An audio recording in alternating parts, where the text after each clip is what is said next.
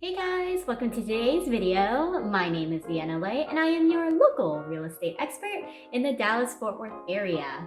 We are continuing our 101 series with another hot topic with what happens during the real estate housing transaction, and that is the topic of appraisals. So if you're interested in that topic, then go ahead and keep on watching. So with appraisals, we are going to be talking today about who does them, what do they do, what is their purpose, how they do them, and kind of where they sit during the real estate transaction. And so we're going to be covering these facts pretty quickly. It's actually a pretty easy concept to grasp, to know why they're necessary when going through a housing transaction and why they're necessary to get approval for a loan. So that helps to answer a little bit and gives you a little bit of a quick look into what an appraisal is. So first off, who does appraisals? The people that do appraisals has a very difficult name to remember. They are called appraisers. And so appraisers, their job is to appraise the home that a buyer is planning to buy with a number that assesses the market value. And so that's kind of the easy way of going about it, but to make it more clear to you guys on what an appraiser does, we're gonna go at it with a little bit more detail. So appraisers, they work for the lender. They do not work for the seller, they don't work for the buyer, they work for the lender. And so they are working for the lender to make sure that the money that they are loaning to a buyer is reasonable. Part of the process is getting funding from the lender if you are going through financing. When you are going through the loan approval process, part of that process is getting the home appraised. When you are far along enough into the contract, then past the option period, if you have one, that's usually about the time that the lender schedules an appraiser to come out. And so the appraiser then gets scheduled to go to the home that you plan to buy, and they are essentially doing something similar to what us real estate agents do that you may have heard before, such as putting together comparable homes or comps. They may be looking at the area that the home is located in and maybe some other factors that helps to assess that home's value. And so when the appraiser goes out there and they look at the home and they do know how much the home is being sold for, and they look at all the other properties and the market, what it's looking like, then they present to the lender how much that home is worth. And so the lender will look at that number and they will say, okay, the house is worth X amount, so you are able to borrow X amount to purchase that home.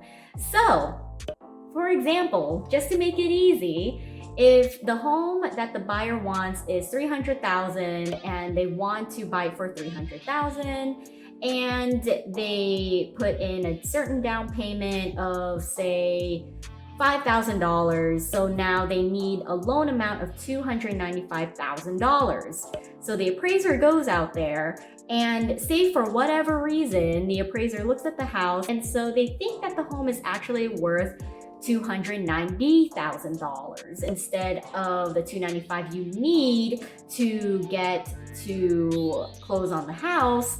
You're only going to get approved to get $290,000 from your lender. And so you're gonna have to come up with that other $5,000, or you're gonna have to negotiate with the seller to make it work to close on the house.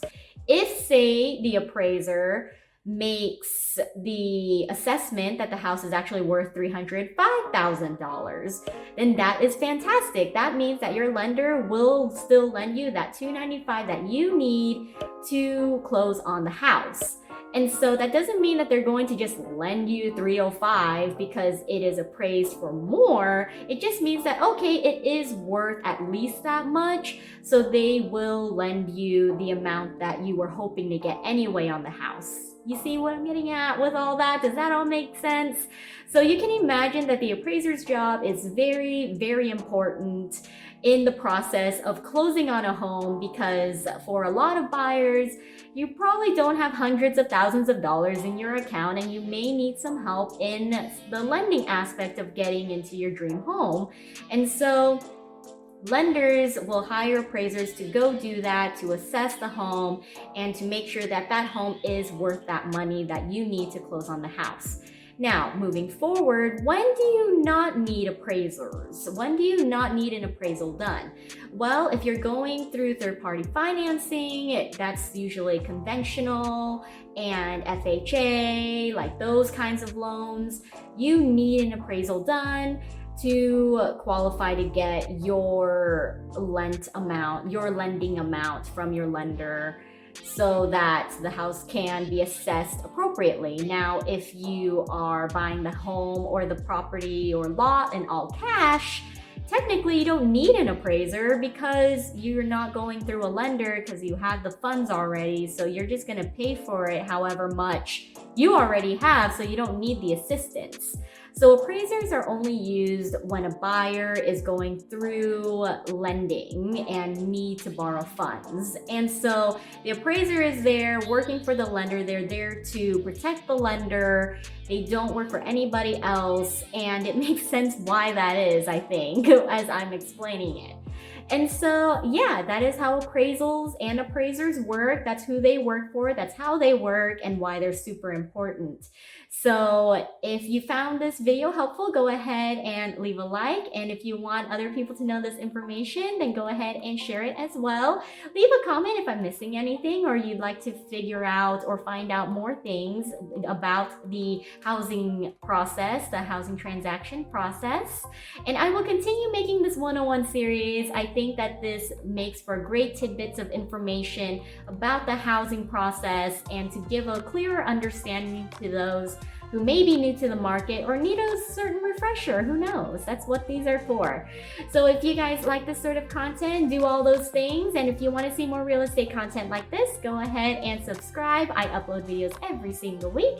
And I'll see you guys next time. Bye!